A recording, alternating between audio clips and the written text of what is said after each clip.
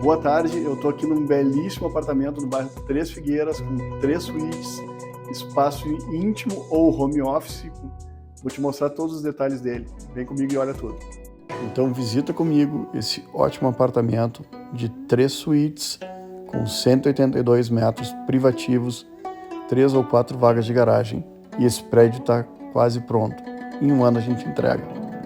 Ele está extremamente bem localizado, nas proximidades do Colégio Anchieta, província de São Pedro, Monteiro Lobato e Farroupilha, junto ao eixo da Carlos Gomes. Ele tem tudo por perto.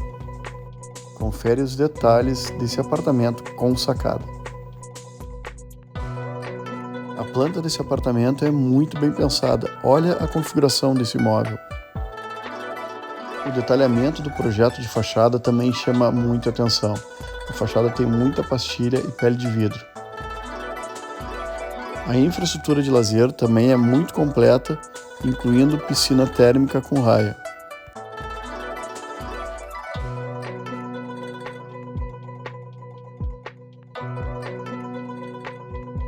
Esse aqui é o espaço home office ou estar íntimo.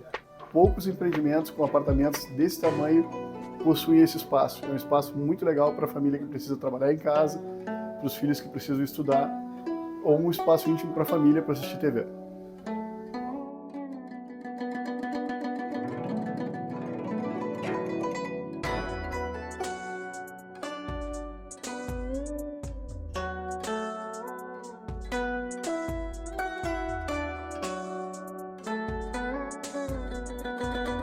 E aqui outro detalhe que vale muito a pena chamar a atenção nesse empreendimento.